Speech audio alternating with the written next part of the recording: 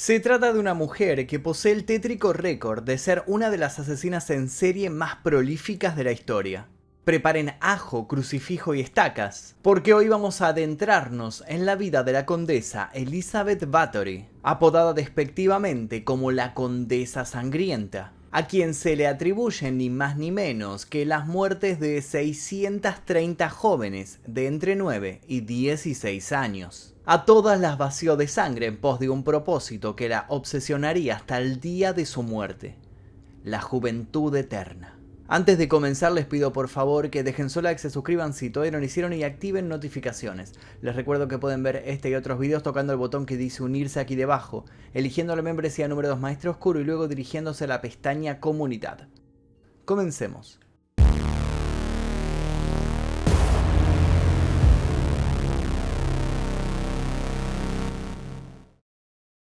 El castillo de Catch-Tis se encuentra en lo alto de un cerro a 350 metros de la aldea de Katish, en actual Eslovaquia. Anualmente es visitado por miles de personas. Sus ruinas tienen un tinte muy especial donde la elegancia coquetea con lo macabro, seduciendo no solo a los amantes de la historia, sino también a quienes están sedientos de relatos con alto contenido de hemoglobina.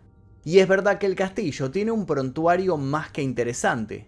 Una biografía propia que es contada una y otra vez por los ávidos guías de turismo. Fue construido en el siglo XIII para proteger la frontera occidental del reino húngaro y a lo largo de su historia ha pertenecido a diferentes familias aristocráticas. En 1708 fue capturado y saqueado por los rebeldes de Francisco Rákóczi II. Ha estado en decadencia desde entonces. También es verdad que el paisaje que rodea la enorme mole es de una belleza abrumadora, por lo que fotógrafos de todo el mundo esperan allí el atardecer para sacar una instantánea que esté a la altura y haga justicia a los colores y texturas que el conjunto presenta. Por último, hay que reconocer que muchos lo visitan por su valor dentro de la mitología cinematográfica. Una de sus habitaciones fue utilizada como escenario de una mítica película, una muy particular, una que habla sobre un ser amante de la noche. Un sufriente desconsolado que carga consigo una terrible maldición que no le permite ser alcanzado por los rayos del sol. Se trata de una película de culto que ya de por sí cuenta con su propia colección de abrumadoras curiosidades, una película de 1922 dirigida por un tal Murnau. Estamos hablando, por supuesto, de Nosferatu. Sin embargo, más allá de que estas razones sobran para sacar un paisaje y acercarse al castillo en cuestión, lo que más genera visitas al sitio es otra cosa. Algo que de algún modo está relacionado con el film sobrenatural que allí se rodó. Resulta que este famoso castillo fue la morada de quien es considerada como una auténtica mujer vampiro. El 7 de agosto de 1560, en el Reino de Hungría, nace la condesa Elizabeth Bathory. Nació en el seno de una de las familias más antiguas y adineradas de ese rincón del mapa. Y cuando hablamos de rincón del mapa, estamos hablando ni más ni menos que de Transilvania. Sí, la tierra que sería recordada por ser la cuna del no vivo más famoso de la historia. Y hay incluso una relación entre Elizabeth Bathory y Drácula. Pero no nos adelantemos tanto. Sus padres, la condesa Ana y Jorge Bathory, eran primos. Su tío materno fue Esteban Bathory, príncipe de Transilvania y rey polaco entre 1576 y 1586. El escudo de armas de su familia consiste en 3 dientes de jabalí de plata sobre un campo de gules. Entre el resto de los familiares se encuentra un cardenal y varios príncipes. Tiempo después se descubriría que en esta noble familia el incesto había provocado una espiral de muerte, locura y destrucción abrumadoras. La infancia de Elizabeth fue difícil. Poco antes de los 6 años empieza a sufrir violentos y extraños episodios en los que se muestra extraviada, fuera de sí. Sus ánimos se desequilibran y pasa de un momento a otro de la felicidad a la ira más incontrolable. Parte de su familia se aleja de ella atribuyendo a fuerzas demoníacas los insólitos ataques. ¿Acaso la pequeña estaba maldita? ¿Poseída? ¿Una fuerza del más allá quería manifestarse a través de su cuerpo? Estudios modernos concluyeron que quizás Elizabeth poseía un cuadro que en ese momento no estaba formalizado y para el que no había tratamientos: epilepsia. Según la costumbre de la época, a los 11 años se le eligió un futuro esposo.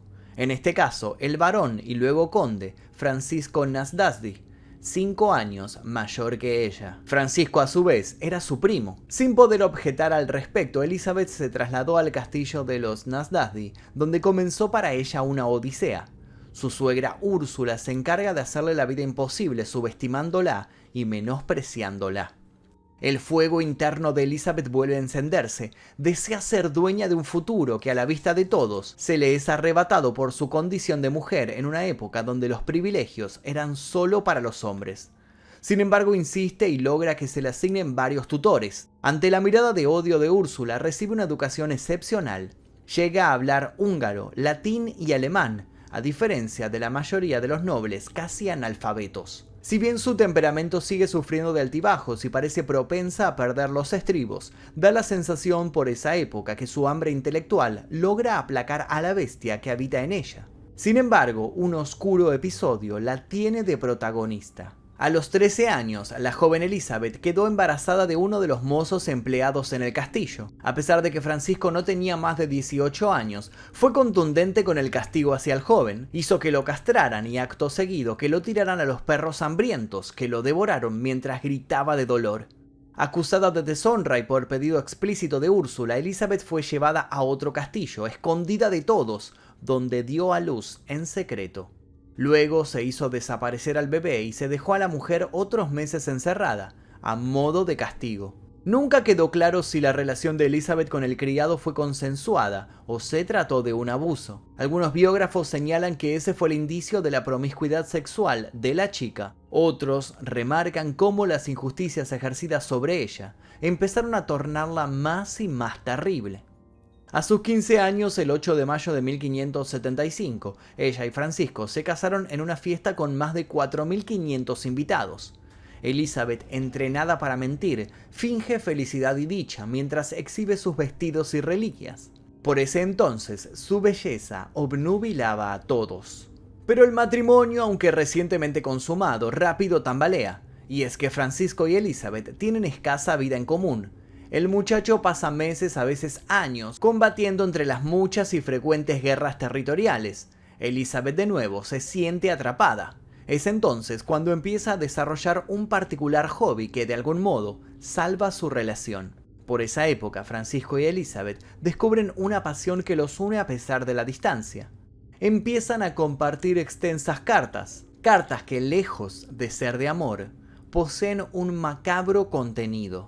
Francisco apenas sabía leer y escribir en su idioma materno. Estaba mucho más interesado en cultivar y conservar su forma física, destinado a participar, como se mencionó, en las guerras húngaras. Llegó a ser conocido como el Caballero Negro por su fiereza a la hora de combatir y su despiadada costumbre de empalar a todos sus prisioneros enemigos. Con el objetivo de que su esposa mantuviera el orden en el castillo, Francisco enseñó a Elizabeth varias técnicas de tortura para aplicar a la servidumbre del feudo. Elizabeth no tardó en perfeccionar lo que Francisco le enseñó y empezó a volverse una experta a la hora de maltratar a sus criados. Sus avances en la materia los compartía mediante epístolas a su esposo, donde desarrollaba sus trucos y técnicas para lograr infringir el miedo y el dolor en los demás. El aburrimiento que inundaba a Elizabeth se convirtió en originales maniobras para lastimar a quienes la rodeaban. Entre sus pasatiempos favoritos estaba el de pinchar con alfileres a sus sirvientes por debajo de las uñas, o bien sacarlos al jardín untados de miel para ver cómo los insectos se abalanzaban sobre ellos. Todos espectáculos que observaba con una mirada de orgullo y ausencia. Para aliviar su jaqueca, Elizabeth mordía salvajemente a sus sirvientas, aludiendo que esto la tranquilizaba. A veces les dejaba moretones oscuros, otras veces llegó a arrancarles pedazos.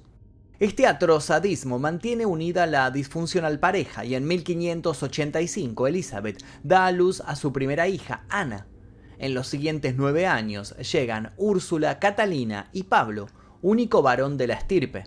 El 4 de enero de 1604, Francisco, luego de una batalla, muere súbitamente y otra polémica se desata. Se rumorea que fue envenenado por la propia Elizabeth, que deseaba dar rienda suelta a sus aventuras con amantes. Otros dicen que un enemigo de guerra le tendió una trampa.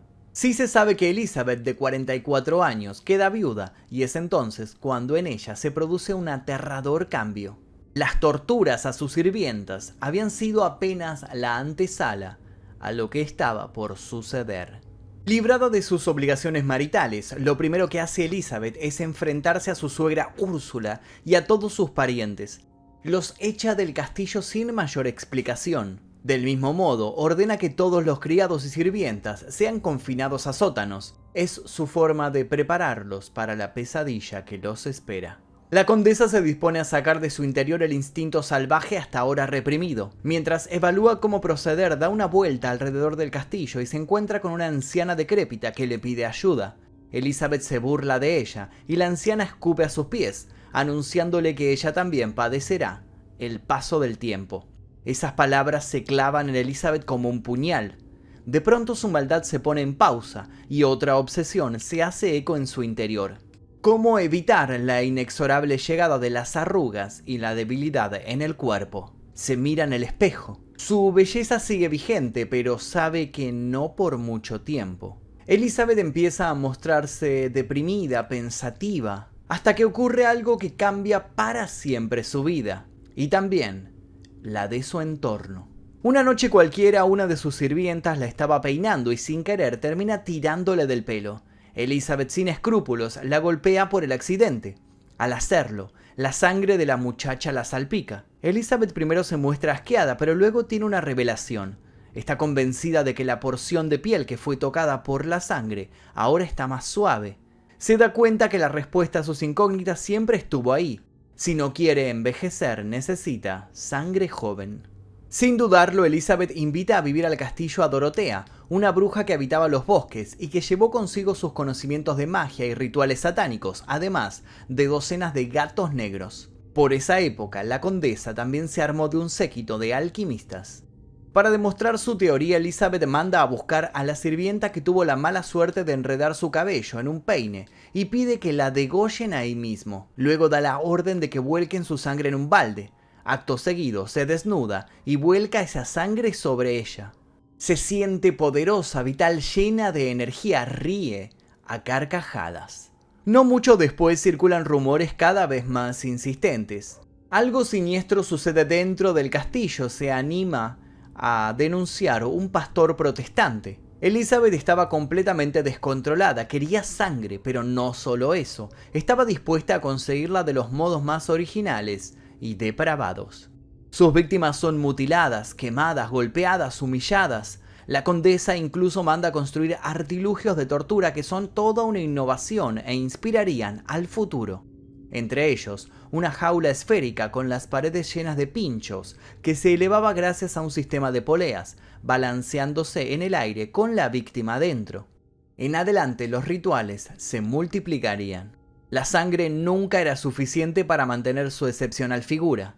En los siguientes 6 años, de 1604 a 1610, sus servidores debieron atrapar niñas de entre 9 y 16 años para ser sacrificadas y desangradas. Pronto las sirvientas ya no fueron suficientes. Embriagada de poder, Elizabeth entonces dio su último paso.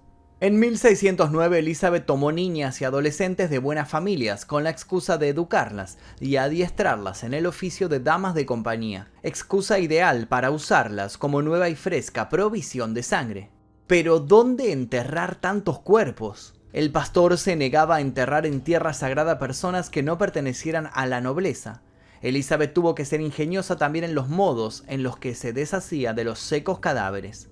Parecía no solo insaciable, sino también imparable, hasta que una sirvienta consiguió escapar, quizás ayudada por alguno de los cómplices de Elizabeth que para ese momento estaban aterrados por las masacres diarias. ¿La prófuga llegó a denunciarla? No. Mientras corría por el bosque, las brujas secuaces de la condesa la atraparon y la devolvieron al castillo. Allí Elizabeth la recibió vestida de blanco y la usó para otros de sus rituales, poniendo especial énfasis en hacerla sufrir. La esperanza de detener el horror desapareció. Pasaron años hasta que otros nobles empezaron a sospechar, sobre todo por la desaparición de las jóvenes de alta alcurnia. Campesinas, a nadie le importaban. Se mandó desde Viena una comisión para que se presentase por sorpresa en el castillo e investigase lo que ocurría ahí. No se imaginaban lo que iban a encontrar. La entrada al castillo no fue difícil para los 10 soldados que acudieron al sitio. Elizabeth carecía de fuerza militar. Horrorizados, los soldados empiezan a ver cuerpos torturados por doquier, y un olor pestilente los invade, haciéndoles darse cuenta de que allí había mucho más de lo que se podía ver. Hay muchachas vivas pero cruelmente lastimadas, respirando a duras penas. Sus cuerpos se apilan, están famélicas. En todas partes se encuentran toneladas de cenizas y aserrín para secar la sangre derramada. 50 mujeres son rescatadas. Se contabilizan más de 600 muertas. Elizabeth está rodeada, no tiene escapatoria. A principios de 1612 se abre el juicio y en ese momento alguien la llama Condesa Sangrienta por primera vez. Ella se niega a declararse culpable o inocente y hace valer sus derechos nobiliarios, fuero que impide condenarla. Pero los jueces obligan a los sirvientes por la fuerza a testimoniar. Muchos terminan asumiéndose cómplices y terminan decapitados o quemados. A las brujas les arrancan los ojos con tenazas y luego las queman vivas. Por si acaso, también las decapitan. En el juicio también se conoce otra arista del asunto. Elizabeth orquestaba amplias orgías que supervisaba parada frente a un espejo. Observaba todo como desde un altar. Además, descubren su diario personal donde sus víctimas son contabilizadas una por una con frialdad.